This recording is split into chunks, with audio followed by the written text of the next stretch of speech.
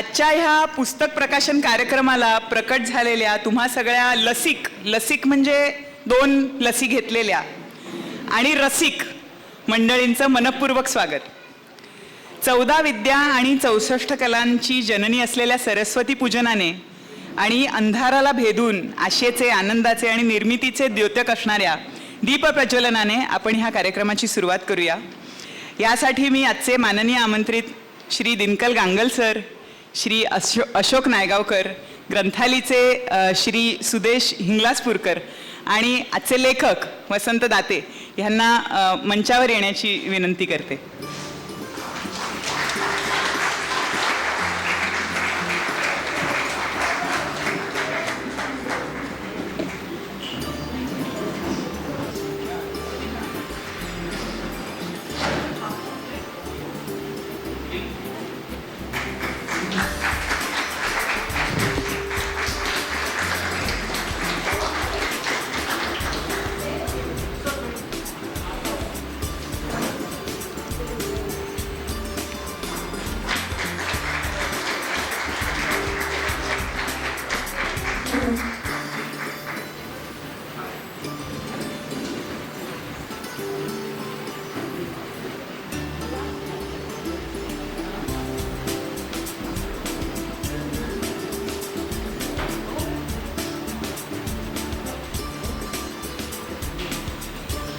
व्यासपूजेसाठी गांगल सरांपेक्षा अजून अधिक समर्पक व्यक्ती कोणी नसावी, त्यांना मी विनंती करते की त्यांनी व्यासपूजन करावं. आणि पुस्तकांना प्रकाशात आणणारे हिंगलाजपूरकर यांनी सरस्वती पूजन करावं अशी मी त्यांना नम्र विनंती करते.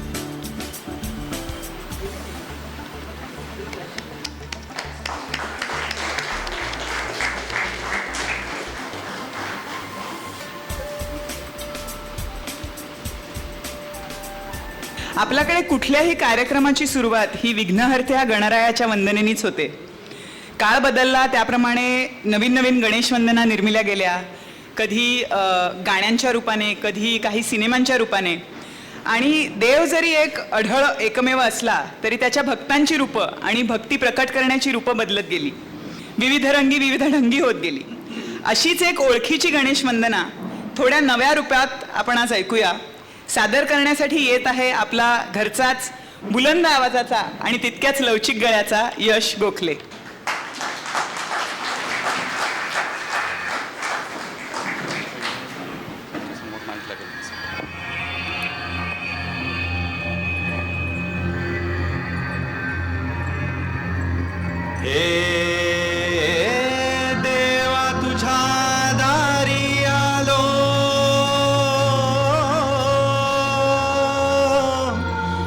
मुस्क्या बांधाया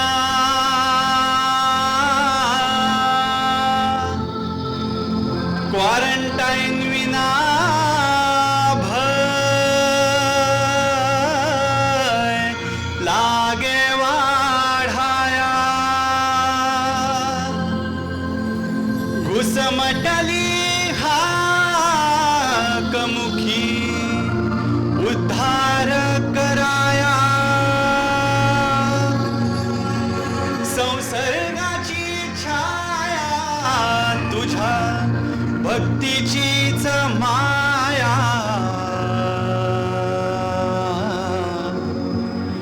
मोरया मोरया मोरया मोरया मोरया मोरया मोरया.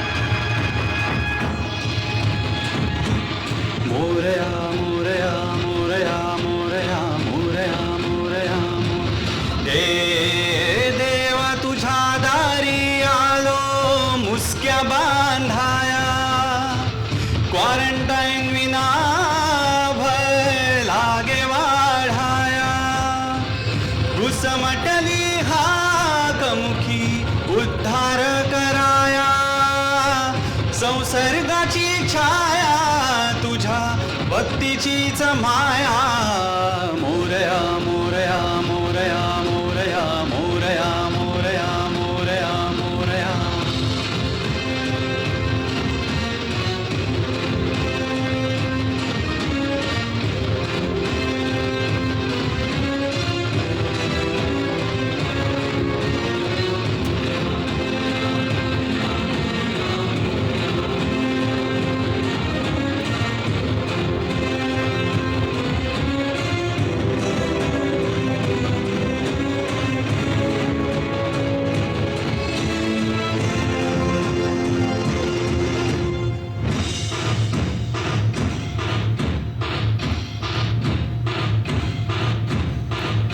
अपराध माझे असे कोट्यानुकोटी मोरेश्वरा बा सारे तू घाल पोटी मुसक्या जार बांधतो मी रोज रोज ओठी अन करोनाची भीती ठरो सारी खोटी घुसमटली हाकमुखी उद्धार कराया संसर्गाची छाया तुझ्या भक्तीचीच माया मोरया मोरया मोरया मोरया मोरया मोरया मोरया मोरया थँक्यू.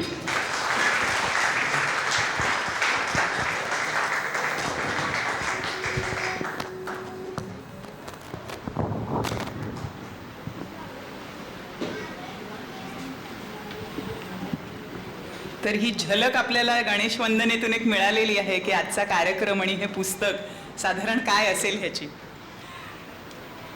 महामारीच्या सुनामीमध्ये 2-4 गटांगळ्या खाऊन आणि कधी बुडूनही जाऊन आपल्यापैकी काही त्यात वाहूनही गेले. आता आपण किनाऱ्याला लागलो आहोत.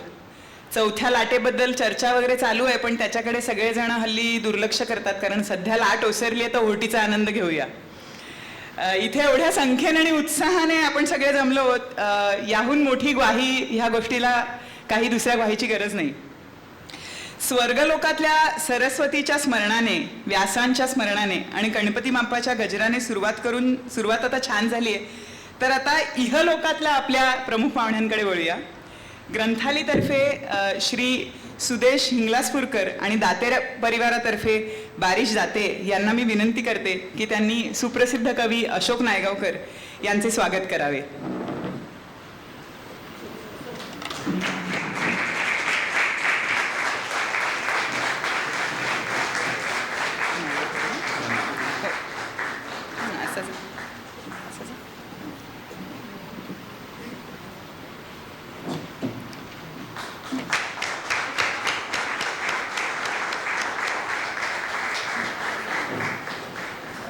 आता हिंगलाजपूरकर सर आणि दाते परिवारातर्फे दीपक गुप्ता यांना मी विनंती करते की त्यांनी ज्येष्ठ पत्रकार श्री दिनकर गांगल यांचं स्वागत करावं.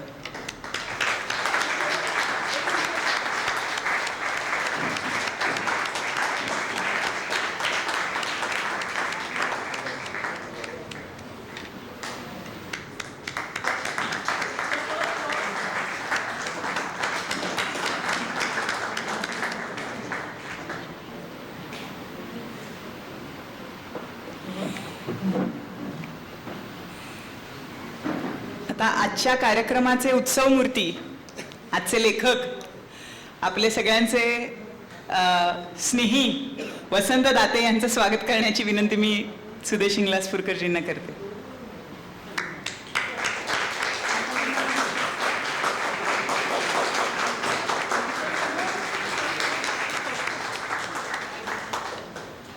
आणि दाते परिवारातर्फे प्रियांका दाते यांना मी विनंती करते की त्यांनी सुदेश हिंगलाजपूरकर यांचे मंचावर स्वागत करावे.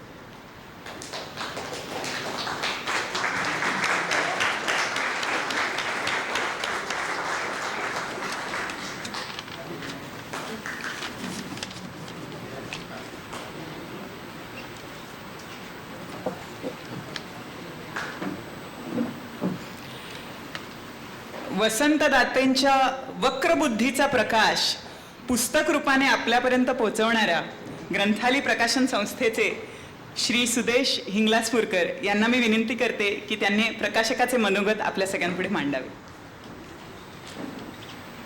नमस्कार रसिक हो, व्यासपीठावरील मान्यवर आणि आपल्या सगळ्यांचं मी ग्रंथालीच्या वतीने स्वागत करतो. वसंत दाते लिखित अति झालं आणि हसू आलं या विडंबन काव्यसंग्रहाचे प्रकाशन कवी अशोक नायगावकर, ग्रंथालीचे संस्थापक सदस्य आणि थिंक महाराष्ट्राचे संस्थापक सदस्य दिनकर गांगल यांच्या उपस्थितीत होत आहे. मला दोघांबरोबरही म्हणजे गांगलांबरोबर तर मी सुरुवाती जो काही वाढलो सगळा पूर्ण ग्रंथालीबरोबर तो गांगलांबरोबरच वाढलो. आता जसं इथे गांगल सगळं निवेदन करायचे, गांगल बोलायचे, आता उलटा रोल गांगल प्रकाशनाला बसलेले आहेत आणि मी इथे निवेदन करतो आहे.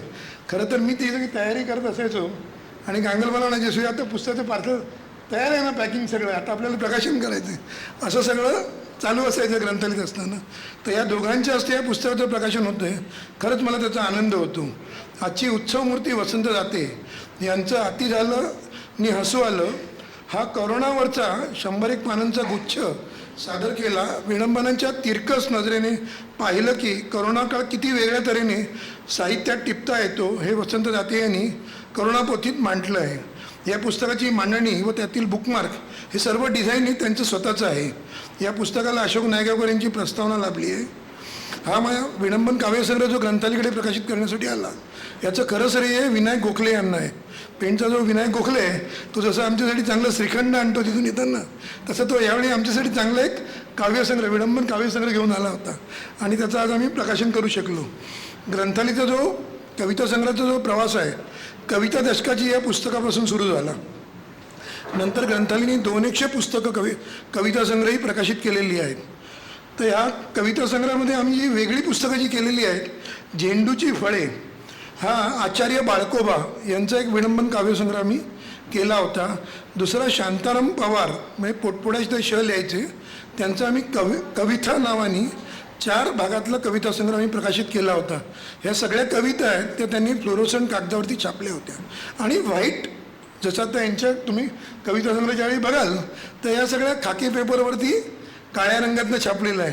तिथे वेगळं आहे, तो फ्लोरोसंट रंगाचा पेपर होता आणि व्हाईट कलरने त्यांनी ते आम्हाला सगळं ते छापायला सांगितले होते आणि प्रत्येक 12 त्या कवितांचं एक असं त्यांनी फोल्डर तयार केलं होतं. तर मी त्यांना असं गमतीने म्हटलं की कविता ओळखायचं असेल तर तो कसा आपण ओळखूया, एखादी कविता आपण त्याच्या मागे लावून ठेवू, जर त्याच्यावरती असा प्रकाश पडला तर तो कवी आहे म्हणून तुम्हाला ओळखता येईल. असा गमतीचा भाग वेगळा. दुसरा जे अशोक नायगावकर आहे त्यांचा मी वाटेवरच्या कविता संग्रह ग्रंथालयाने प्रकाशित केला आहे. त्यांचा दुसरा कविता संग्रह आम्ही मे किंवा जूनमध्ये प्रकाशित करू.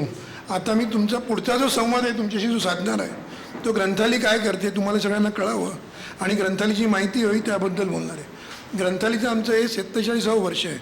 आम्ही या 47 वर्षात 1300हून अधिक पुस्तकं प्रकाशित केली. त्यातली आत्ता 500 पुस्तकंही अवेलेबल आहेत, काही पुस्तकंही संपलेली आहेत. त्यातल्या खूपशा पुस्तकांनी 40शी पूर्ण केलेली आपली आणि आजही ती पुस्तकं खपली जातात, वाचकांची त्याला चांगली मागणी. त्यातल्या बलूत या पुस्तकाच्या नावाने आम्ही दरवर्षी पुरस्कार देतो. 15,000चा तो पुरस्कार आहे, बलूत या पुस्तकाच्या नावाने दिला जातो आणि त्या लेखकास एक गोधडी दिली जाते, असं त्या पुरस्काराचं स्वरूप आहे. दुसरं म्हणजे आम्ही अरुण साधू जे आमचे संस्थापक सदस्य होते ते आता आपल्यात नाही आहेत, त्यांच्या नावाने आम्ही त्यांच्या स्मरणार्थ एका तरुण पत्रकाराला 1.5 लाखाची फेलोशिप देतो आणि त्या फेलोशिपमधून जो काही अभ्यास करतो त्यातनं जे पुस्तक तयार होतं ते ग्रंथालय प्रसिद्ध करते. आत्तापर्यंत 3 तरुण पत्रकारांना फेलोशिप देऊन झालेली आहेत, त्यांची पुस्तकं आलेली आहेत आणि त्यावेळी एक चांगलं व्याख्यानही आयोजित केलं जातं.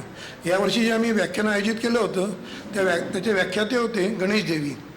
दुसरी आत्ता तुम्हाला ग्रंथालयाचा सगळा जो ठसा महाराष्ट्रावरती जो उमटला आहे तो ग्रंथालयाने 1982 साली ग्रंथयात्रा काढली होती आणि एक बस केली होती. त्या बसमध्ये लेखक होते, सर्व प्रकाशकांची पुस्तकं होती. प्रत्येक जिल्ह्यात तालुक्यात जाऊन ती बस परत फिरून त्याची सांगता आम्ही पुण्यामध्ये टिळक रोडवरती केली होती. असा हा सगळा आमचा 1.5 महिन्याचा तो प्रवास चालू होता.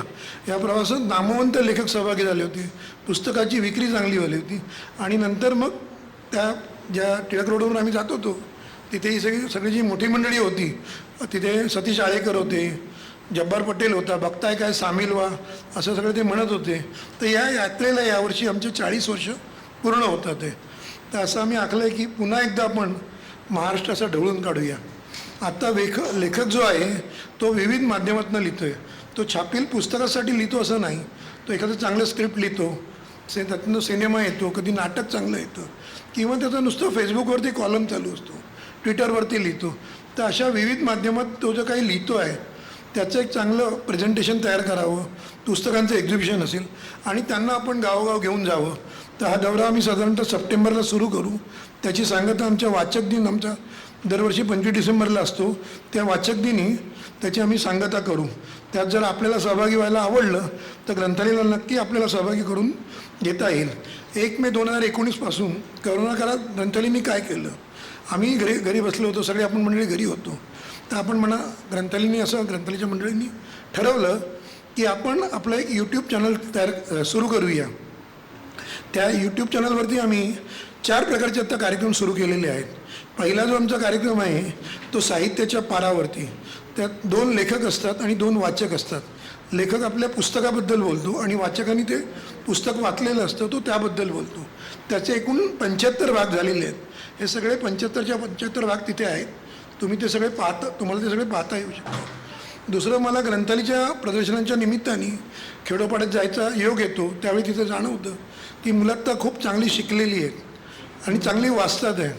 तर त्यांना त्यांच्या मातृभाषेतनं जी जगातली चांगली क्लासिक आहेत त्याची ओळख जर आपण मराठीतनं करून दिली तर ती चांगल्या पद्धतीने त्यांना पुस्तकं कळतील, ती पुस्तकं ते मागवतील आणि वाचू लागतील. यातनं आम्ही जो दुसरा कार्यक्रम सुरू केला तो ग्लोबल साहित्य सफरचा. त्याचं सगळं सादरीकरण आहे ते राजू श्रीखंडी करतो. मग त्या राजू श्रीखंडीच्या घरी अशी जगातली चांगली 6,000 चांगली पुस्तकं आहेत. त्याचा जगभर प्रवास चालू असतो त्याच्या कामानिमित्त. तो ज्या गावात जाईल तिकडे त्या देशातलं एखादं चांगलं जे क्लासिक पुस्तकं ते घेतो, तो वाचतो. तो अशा 100 चांगल्या पुस्तकांची ओळख करून देणार आहे. त्याचे 20 भाग हे आमच्या यूट्यूब चॅनलवरती आहे. तिसरा जो आमचा उपक्रम आहे तो म्हणजे आता देश विदेशातल्या ज्या लेखिका त्यांचं जे उत्तम साहित्य आहे ते साहित्य काय आहे, त्या लेखिकेची माहिती, आणि याला सगळं ग्राफिक डिझायनिंगवरचं केलेलं आहे. नुसतंच काहीतरी बोललं तर असं नाही, कारण आत्ताचा काळ बदलला आहे. आपण मीडियात बघत असतो, व्हिज्युअल बघायला आपल्याला खूप आवडतात. तर तो तिसरा जो आमचा कार्यक्रम आहे तो लेखिकांवरचा आहे. त्याचं सादरीकरण सगळं संजीवनी खेर करतात. दुसरं, आम्ही काही वेगळे कार्यक्रम करतो. त्या कार्यक्रमांचं म्हणून आम्ही वेगवेगळे कार्यक्रम टाकलेले आहेत. त्यात आत्ता आम्ही 25 डिसेंबरला सत्यशील देशपांडेंचं एक मोठा गाण्याचा कार्यक्रम केला होता. तो तुम्हाला त्याच्यावरती जो बघायला मिळू शकेल. आत्ता 5वा जो आम्ही कार्यक्रम सुरू करतो SNDT विद्यापीठाच्या सहकार्याने आम्ही सुरू करणार आहोत. जी चांगली आत्मचरित्र आणि जी चरित्र आहेत त्याची ओळख ही विद्यार्थिनींमध्ये चांगली रुजली पाहिजे म्हणून ती पुस्तक आधी महिनाभर आम्ही त्यांना आधी वाचायला देऊ. त्यांच्या प्राध्यापिका आहेत त्या आत्मचरित्राबद्दल तर बोलतीलच, नंतर विद्यार्थिनी बोलतील, असं त्याचं स्वरूप राहील. त्याचेही आम्ही 101 भाग करणार आहोत. तर असे आम्ही ज्या यूट्यूब चॅनलवरती जे काही साहित्य ठेवलं आहे त्यासाठी तुम्ही आमचं जे यूट्यूब चॅनल आहे ग्रंथाली वॉच म्हणून त्याचे तुम्ही ते सबस्क्राईब करून घ्या. म्हणजे तुम्हाला सगळे आमचे कार्यक्रम तुम्हाला बघता येतील. आणि आत्ता महाराष्ट्राचं हिरक महोत्सवी वर्ष होतं 2 वर्षापूर्वी. ते काही आपण सगळेजण साजरे करू शकलो नाही. लॉकडाऊनच्या काळात आपण घरीच होतो. त्या काळात आपण काहीतरी वेगळं साहित्य दिलं पाहिजे समाजाला. यातनं आम्ही 3 पुस्तकं द्यायचं ठरवलं होतं. त्यातलं पहिलं पुस्तक म्हणजे विज्ञानात काय महाराष्ट्राने प्रगती केली. त्याचा आम्ही एक खंड पहिला प्रकाशित केलेला आहे. त्याचं संपादन आहे ते विवेक पाटकर आणि हेमचंद्र प्रधान यांनी केलेलं आहे. त्याला आम्हाला सगळं सहकार्य आहे ते मराठी विज्ञान परिषदेने केलेलं आहे. काकोडकरांच्या हस्ते त्याचं प्रकाशन झालं. दुसरा खंड आहे तो मराठी भाषेबद्दलचा आहे. त्याचं संपादन आहे ते डॉक्टर श्रीपाद भालचंद्र जोशी यांनी केलेलं आहे आणि डॉक्टर अजय देशपांडे यांनी. त्याचा खंड आम्ही 1 मेला प्रकाशित करू. आणि तिसरा जो खंड आहे तो साहित्य आणि संस्कृतीवरती आधारित आहे. त्याचं संपादन डॉक्टर रमेश अंधारेंनी केलं आहे. तोही आम्ही 1 मेला प्रसिद्ध करू. तर अशा प्रकारे ग्रंथालय खूप कामं करत असते. वाचकांच्या सहभागातनं ती आत्तापर्यंत तिचा प्रवास पुढचा चालू राहिला आहे. तुमचं जर उत्तम चांगलं सहकार्य लाभलं तर अशी ग्रंथालय जोमात चालू राहील. त्यामुळे तुमचा सहभाग यात सगळ्यात असावा असं मी या निमित्ताने तुम्हाला सांगेन. दुसरं, या पुस्तक निर्मितीच्या वेळी म्हणजे आपण खूप लेखकांची पुस्तकं तयार करत असतो आणि तो लेखक आपल्याकडे हस्तलिखित आणून देतो. ते पुस्तक कंपोज होतं आणि ते रुटीन पुस्तक असतं. पण एका कलावंताबरोबर पुस्तक करण्याचा आनंद वेगळा असतो. म्हणजे हे पुस्तक ज्यावेळी मी तयार करत होतो ना त्यावेळी तो विनायक गोखले पेनवरून यायचा आणि दाते सर माझ्याकडे ऑफिसला यायचे, हे नाही पुस्तकसुद्धा हे असंच आहे, याचं कागद आपल्याला असाच पाहिजे, याच्या कव्हरचं डिझाईन असंच असलं पाहिजे. म्हणजे कलावंत किती आग्रही असतो आपली कलाकृती ती बाहेर येण्यासाठी. तो एक वेगळा अनुभव प्रकाशकाला मिळतो. तो ह्या निमित्ताने मला घेता आला. नाहीतर आम्ही पुस्तकं तर खूप प्रकाशित करतो, ती रुटीन पुस्तकं असतात, तिथे एक साईज ठरलेली असते, पुस्तकाचं एक लेआउट पॅटर्न ठरलेलं असतो. पण अशी वेगळी पुस्तकं करायला मिळणं आणि त्यात त्या कलावंताबरोबर आपल्याला सहवास लाभणं आणि त्याचा जो अनुभव तुम्हाला घेता येणं, तर त्यामुळे मी खूप समृद्ध झालो आहे. मी खूप आनंदी झालेलो आहे की असं वेगळ्या प्रकारचं पुस्तक आम्हाला प्रकाशित करता आलं. एवढं बोलून मी थांबतो, माझं मनोगत इथे थांबवतो. धन्यवाद.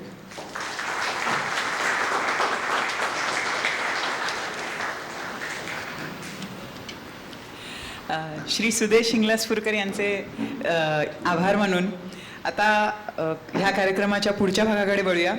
करोना साथीची नवीन नवीन लक्षणं दर लाटेबरोबर आपल्या कानावर येत असतात. कोणाला खोकला होतो, कोणाच्या तोंडाची चव जाते, कोणाला ताप येतोय, कोणाला ऑक्सिजन लावायला लागतोय. तर अशी विविध लक्षणं आपल्याला आता इतकी गेल्या 2 वर्षात तोंडपाठ झाली आहेत की रात्री झोपेतनं 2 वाजता उठवून जरी कोणी विचारलं की करोनाची काय लक्षणं आहेत, तर घरातले आबालवृद्ध कोणीही सांगू शकतील. पण काही माणसांवर, विशेषतः एका माणसावर या महामारीचा, या पॅन्डेमिकचा भलताच परिणाम झाला. त्यांच्या शरीरावर काही करोनानी कब्जा तो काही करू शकला नाही, विषाणू, पण त्यांच्या मनावर मात्र त्याचे काही वेगळेच पडसाद उठायला लागले.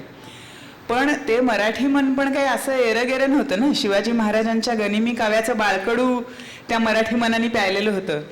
त्यामुळे त्यांनी त्यांच्या पद्धतीने त्या मनावर कब्जा करू पाहणाऱ्या करोनाला विडंबनाच्या चिमटीत असं काही पकडलं आणि घराघरा फिरवलं की तो करोना पण गडबडून तिकडून निघून गेला. तर अशा ह्या विडंबनकारांचे, वसंत दातेंचे आजच्या लेखकाचं मनोगत आपण ऐकावं, म्हणून मी त्यांना विनंती करते की त्यांनी आपल्या पुढे यावं.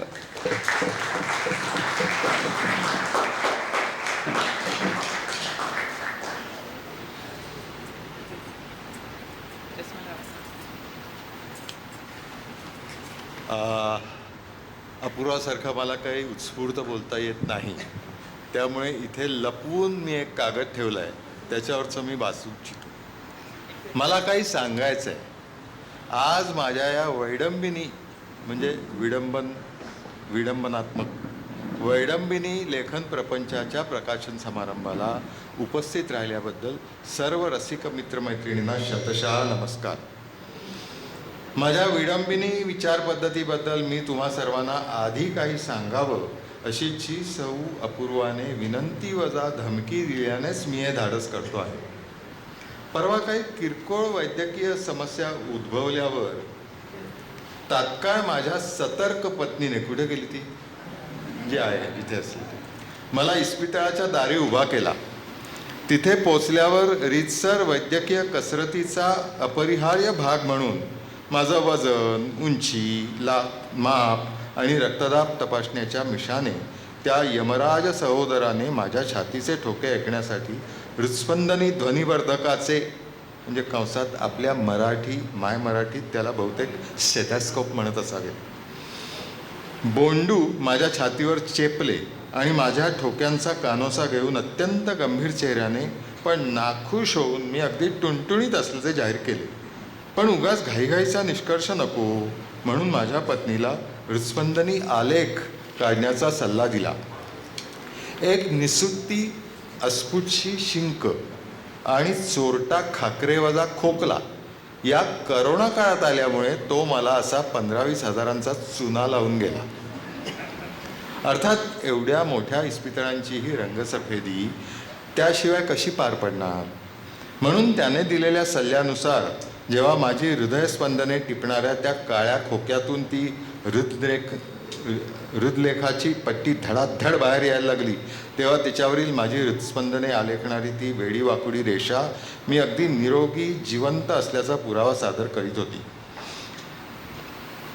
ती आलेखपट्टी हातात फडफडवीत मी माझ्या बायकोला विचारलं, तू नेहमी मला माझ्या वेड्यावाकड्या विचार पद्धतीबद्दल टोकत असतेस, पण या आलेखावरच्या वेड्यावाकड्या रेषेकडे बघ, ती जर आत्ता सरळ उमटली असती तर ते तुला चालले असते का? माझ्या वेड्यावाकड्या विचारपद्धतीबद्दल याहून मूलभूत स्पष्टीकरण मला आता सुचत नाही. आता आपण जरा 5000 वर्षापूर्वी जाऊया. तो धीवर कुलोत्पन्न वाल्या रोज जंगलात येणाऱ्या सावजांची वाटमारी करायचा आणि मरा मरा करीत त्यांना जीवनाच्या निबिड अरण्यातून मुक्तीचा सरळ मार्ग दाखवायचा. पण एकदा त्याच्या बायकोने त्याला एक वाकुडा सल्ला दिला, जसा आज आमच्या सुविद्यपतीनेही अपूर्वाकडून मला दिला. आता साक्षात बायकोनेच सांगितले म्हणून तोही बिचारा राम राम नावाचा उफराटा जप करीत वर्षानुवर्षे त्या जंगलात बसला. वर्षानुवर्षे अशी तपश्चर्या केल्यावर त्याच्या वक्रबुद्धीने त्याने जो विचार करून आधी रामायण कल्पिले ते प्रत्यक्षात साकारण्यासाठी प्रत्यक्ष परमात्म्यालाही रामावतार घ्यावा लागला. तेव्हा त्याने त्याच्या मूळच्या मरामराचे विडंबन करून राम राम केले नसते तर काय झाले असते विचार करा. तेव्हा विडंबन कलेचे मूळही किती उच्च दर्जाचे आहे ते पहा. अशा मरा मरा म्हणून मारायला आलेल्या करोना यमदूताला पळवून लावायला हा माझा मरा मराच्या उलटे राम राम नामासारख्या विडंबनाचा थोडा उतारा.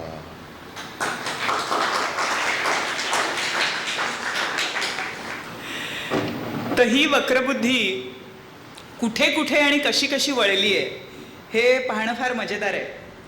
शेवटी अचपळ मन माझे नावरे आवरिता, तर बाबांच्या तावडीत सुद्धा पहिले समर्थ रामदासच सापडले आणि मग ते म्हणू लागले, अचपळ तनु माझे, अचपळ तनु माझे स्वगृही तिष्ठवेना, मुखपट्टीचा तो बांधही आवळेना, थर थर त्या तर्जनीला प्राणवायू आकळेना. जरी दिवसाचे 2 तास जपजाप करण्यात घालवत असले तरी वसंत दाते ही काही आध्यात्मिक प्रकृतीची व्यक्ती नाही.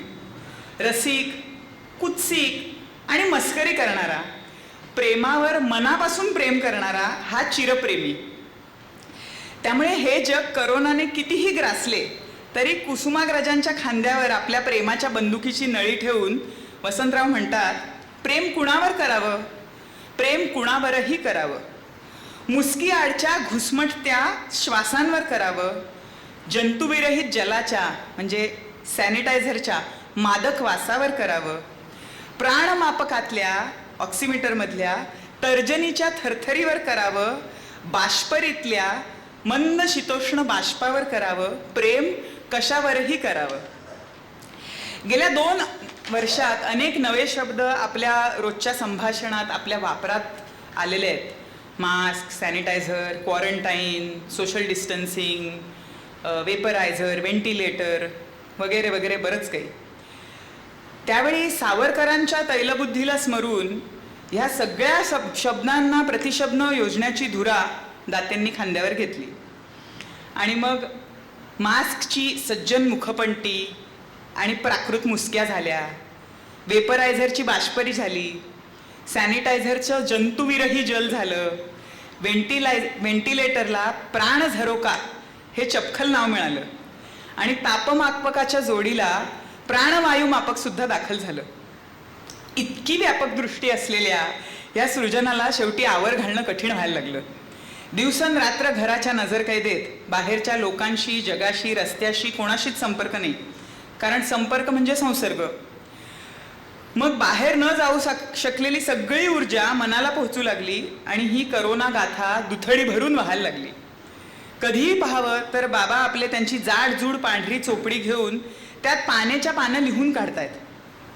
मग हक्काच्या बायकोला रोज नवे नवे खुमासदार नमुने ऐकवतायत. पार्थ इंग्लिशमध्ये कविता करतो तरी त्याला मराठी कविता ऐकवतायत, ती सुद्धा विडंबनात्मक. आता यांचं कविता प्रेम सगळ्यांनाच माहिती आहे. त्यांच्या विशेषतः चौलमधल्या मित्रमैत्रिणींना तर खूपच जवळून माहिती आहे. तर त्यामुळे एक एक कविता त्यांच्यासमोर महामारीच्या विविध रूपांना घेऊन, विविध प्रतीकांना घेऊन लेवून उभी राहायला लागली.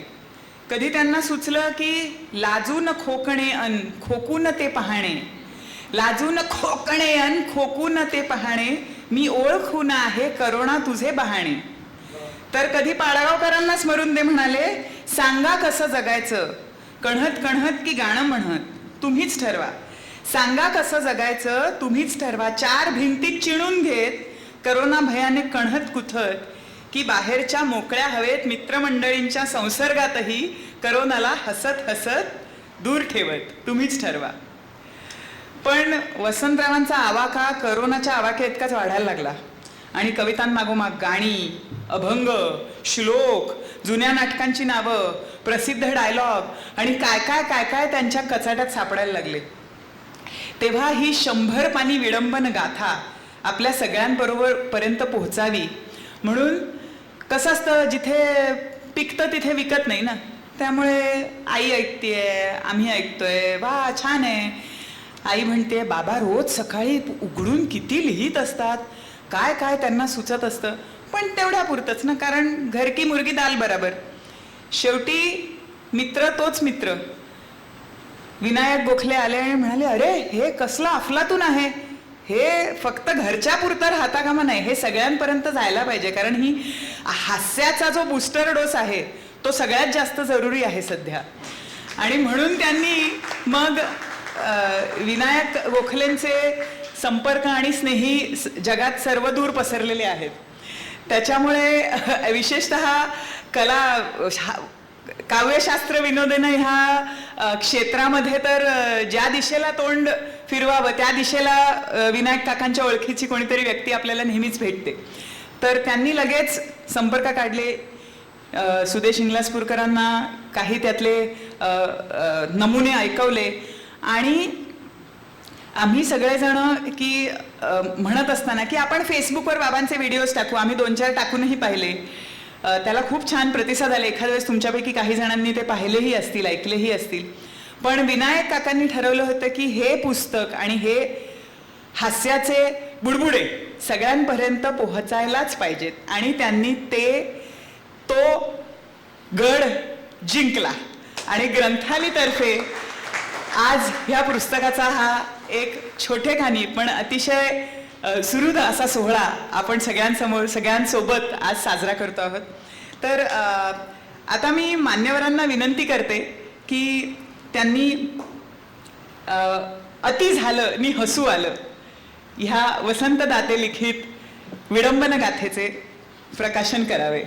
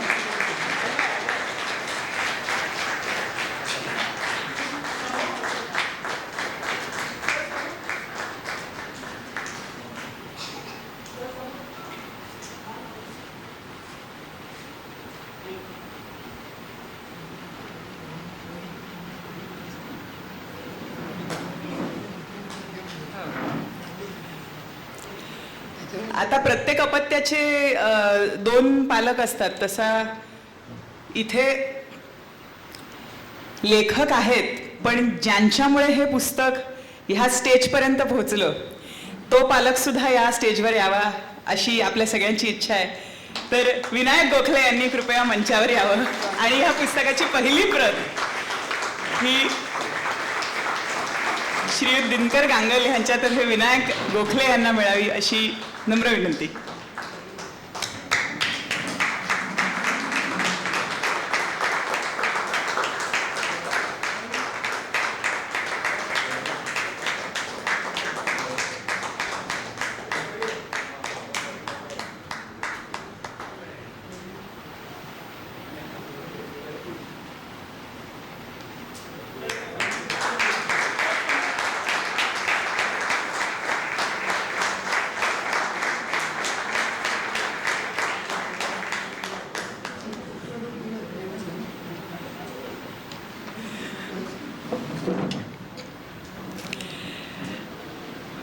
ह्या पुस्तकासोबतच ग्रंथालयाची इतरही काही पुस्तकं सवलतीच्या दरात आज उपलब्ध आहेत. तर जाण्यापूर्वी सगळ्यांनी नक्कीच आपापली प्रत येथून खरेदी करावी. पुस्तकाची आज सवलतीच्या दरात उपलब्ध आहे ते मी सांगितलंच. तर आता आपण आपल्या मंचावरल्या मान्यवरांकडे वळूया. ज्येष्ठ पत्रकार आणि म्हणजे ज्यांची कारकीर्द खूप मोठी असते ते प्रिंटकडून .com पर्यंत पोहोचलेले असतात. त्यामुळे असे ग्रंथालय आणि आपलं सौभाग्य इतकं चांगलं आहे आज की ज्या प्रकाशन संस्थेतर्फे हे पुस्तक प्रकाशित होत आहे त्या प्रकाशन संस्थेच्या संस्थापकांपैकी एक आज आपल्या सोबत इथे उपस्थित आहेत. तर श्री दिनकर यांगल यांना मी विनंती करते की त्यांनी आपल्यासोबत त्यांचं हितगुज मांडावं.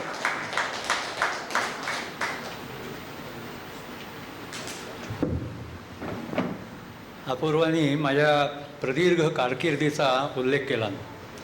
प्रदीर्घ तर आहेच. मी त्यांना आत्ता म्हटलं की तुमच्यापेक्षा 10 वर्ष सिनियर आहे, मी तरी तुम्ही काय आणि मी काय असं म्हणतोय, तेवढ्यात हे प्रदीर्घ कारकिर्दीचं कानावर आलं. आणि मला एकदम माझं बालपण आठवलं. त्या बालपणात बऱ्याच वेळेला काय होतं, आम्ही नदीवर पोहायला जायचो ना, तेव्हा हमखास तिथे एक भोवरा होता आणि त्या भोवऱ्यात अडकायचो. भोवऱ्यात अडकला कोणी की नवीन त्याची बाकीचे जे सुज्ञ लोक असायचे ते सांगायचे, अरे बघ बघ बघ असं वरती यायचं असतं, त्या भोवऱ्यातून कसं बाहेर यायचं याचे काही मार्ग असतात ते सांगायचे. आणि आम्ही जी लहान मुलं होतो तो भोवऱ्यात कसा अडकतोय, कारण की त्याला काय पाणी अतिशय उथळ असायचं, त्यामुळे आम्हाला माहिती असायचं हा काही बुडणार नाही आहे. मग आम्ही त्याला सावरायचो. असा जो खेळ होता ना, तर मी इथे आल्यापासून माझा तोच खेळ चालू आहे. मला असा मस्त चकव्यात अडकलं मी की हा विनायक आहे ना, हा विनायक आता त्याचं तुम्ही पाहिलं, साक्षात दर्शन घेतलं. हा विनायक गोखले सहसा माझ्या घरी जो येतो ना, तो पेंडचे पेढे घेऊन येतो. आणि हा मगाशी म्हणाला की टिळकांचं श्रीखंड. त्यामुळे तो आला की आनंदच असतो ना घरामध्ये. तर आठवड्यापूर्वी तो आला आणि हे पुस्तक ठेवून गेला. योगायोगाने मी घरी नव्हतो. हे त्यांनी यांचं ते सुद्धा कच्चं छापलेली अशी एक प्रत घरी ठेवून गेला. आणि मी लापता बाहेर होतो. अनुराधाच्या काही लक्षात नाही काही बोल. ते जवळजवळ 4-5 दिवस तसंच राहिलं. मग याचा एकदा फोन आला की अरे ते वाचलंच करे. म्हटलं काय वाचायचं आहे काय. तेव्हा ते सगळं बोलणं झालं आणि मग ते पुस्तक माझ्या हातात आलं. आणि मग गेली 4-5 दिवस मी अतिशय आनंदात काढले बरं का. अत्यंत माझं वाचता वाचता मीच मध्ये माझ्याशी खुदू हसायचो. अपूर्वाने त्यांच्या घरचं वर्णन केलं ना, ते काय वेगळ्या पद्धतीने रिसिव्हिंग एंडला माझ्या घरी होतं. आणि हे पत्नी यायची आणि म्हणायची काय असे काय स्वतःशीच हसता वेड्यासारखे. ते असं म्हटलं की ते करोनाच्या काळात असं होतं काही विचित्र लक्षणं असतात असं तर इथे लिहिलं. ते असं सगळं चाललेलं असताना मला इथे येण्याचं स्वाभाविकच गरजच होती, येणं भाग होतं. ते नायकवकरांबरोबर आल्यामुळे हे अत्यंत सुखाचा प्रवास झाला, अत्यंत गप्पिष्ट प्रवास झाला, सगळं छान सगळं घडलं. एक सतत अडचण अशी जाणवत होती की ह्या पुस्तकामध्ये त्या माणसाचा फोटो नाही छापलेला. त्याचं असं डिस्टॉर्टेड मस्त ते आर्टिस्टिक मगाशी यांनी सांगितलं ना तसं ते सगळं केलेलं आहे. परिचय जाणायचा तर परिचयाचा तसा सरळ उल्लेख नाही. अरे मग जाऊन बोलायचं काय, हे ठीक आहे, मी हसत होतो माझ्याशी आणि खूप मजा आली असं म्हणावं. आणि ते काहीतरी मनातल्या मनात मी आठवायला लागलो की आता काय बरं सांगावं. तर ते अपूर्वानी सगळंच तुमच्यासमोर पाढा वाचून टाकला. तर हा जो चकवा माझा जो सतत चालत राहिला ना, तो आत्तापर्यंत ह्या क्षणापर्यंत माझा चकवाच बरं का. आणि मग मी असा विचार करू लागलो की शेवटी मी तुमच्याशी शेअर तरी काय करणार. मग स्वाभाविकच लगेच दीर्घ कालकीर्द अशा जी कारकीर्द असते ना, ती फार फार दीर्घ जगणं याच्यासारखा आनंद नाही बरं का. तुम्ही सगळे लहान आहात त्यामुळे तुम्हाला मोठ्या आजी विशेषतः लहान मुलं आहेत त्यांना तर नक्कीच सांगेन की दीर्घ जगण्यासारखी मजा नाही आहे. ती सगळी मजा त्या मजेमध्ये जसा आपल्याला यांच्या पुस्तकात त्याचा उल्लेख नाही बरं का. एक महत्त्वाची गोष्ट, ह्या करोना काळाचं सगळे संदर्भ या माणसांनी पकडलेले आहेत. जो जो म्हणाल ना तो संदर्भ आहे. मी काव्यातले संदर्भ आहेत, गाण्यातले संदर्भ आहेत. आणि थक्क व्हायला होतं की हा माणूस आहे तरी कोण. ते मी मग सांगितलं तसं चित्र तर पाहायला मिळत नाही आहे, मग हा माणूस आहे तरी कोण हे सतत कुतूहल. आणि इथे त्यातलं जो सापडलेलं नाही, मला जे मिळालेलं नाही असं मला वाटलं ना, ते ह्या काळामध्ये सतत जुन्या एका फ्ल्यूचा सतत रेफरन्स दिला जायचा बघा. त्या त्या आधीचा एक फ्ल्यू आणि त्याच्या आधीचा फ्ल्यू. तर मगाशी यांनी अपूर्वानी जर थिंक महाराष्ट्राचा उल्लेख केला ना, त्याच्या माध्यमातून आम्ही त्याचा शोध घेत होतो. तर मला फक्त धुळ्याची एक एंट्री सापडली की धुळे तालुक्यात ना, जिल्ह्यात नव्हे, धुळे तालुक्यामध्ये त्यावेळेला काहीतरी 213 असे ते ब्रिटिश यांचे कागद तलाठ्याचे आणि ते कागदांचे फोटो काढून त्यांनी पाठवले होते आमच्या तिथच्या मित्रांनी. तर हे तेवढी एंट्री सापडली, पण ती तुमच्या पुस्तकात ती एंट्री पटकन मला मिळालेली नाही आहे की हे जुने या तऱ्हेचं काय झालं होतं. आणि पण अदरवाईज यांनी करोना सर्वांगाने असा कव्हर केला. तर तो चकवा जो मी म्हणत होतो ना, चकव्याचा एक उत्तरार्ध आहे, तो थोडा वेगळा आहे आणखीन. त्या चकव्याचा उत्तरार्ध जेव्हा विनायक मला इथे घेऊन आला ना, आम्ही बसलो, मी नायगावकर, मिसेस नायगावकर असे बसलो आणि समोर हे गृहस्थ आले. विनायक म्हणाला, अरे तू यांना ओळखतोस, हेच ते दाते, वसंत दाते. तर मी यांना पेणला भेटलो होतो, पण हे वसंत दाते, त्यांचं हे पुस्तक, यांचं मला अक्षरशः ह्या क्षणापर्यंत पत्ता नाही. आणि मी एक वेगळेच वसंत दाते, आर्किटेक्ट वसंत दाते असे माझे काहीतरी डोक्यात ठेवलेलं, आणि हे पुस्तक ह्या सद्गृहस्थांनी लिहिलं आहे हा मला काही माहिती नव्हता. तर त्या दीर्घ कालावधीचं कारकिर्दीचं सांगतो, त्याच्यात मला एक अतिशय ह्याच्यातली जी विसंगती होती ना, त्या विसंगतीचा एक अगदी वेगळ्या पद्धतीने थोडंसं गमतीदार शेवट आहे. त्याचा प्रसंग आहे तो फार गंभीर आहे.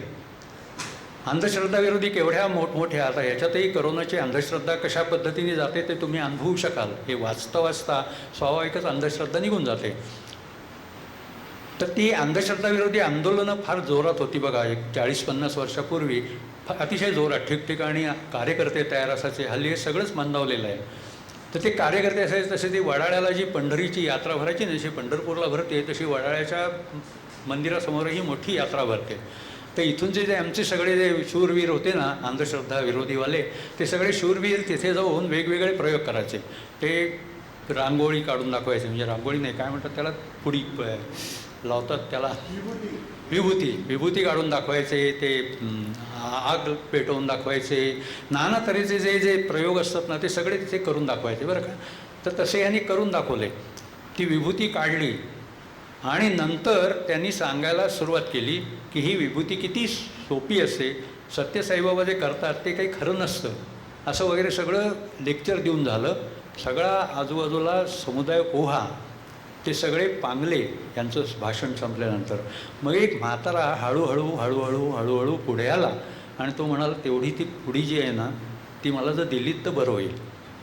मला ती एका पोडी, ती राख आहे, ती राख एका पोडीत बांधून द्या. आता ते म्हणाले की अहो, आम्ही तुम्हाला सांगितलं की ही राख असते, हिला विभूतीचा कसलाही स्पर्श झालेला नाही आहे, तर तुम्ही हे कशी काय करताय. तर तो म्हणाल, ते तुमचं बरोबर आहे, पण माझी घरी बायको आजारी आहे आणि मी ही जर जाऊन तिला ही लावली ना तिच्या कपाळाला, तिला समाधान वाटेल.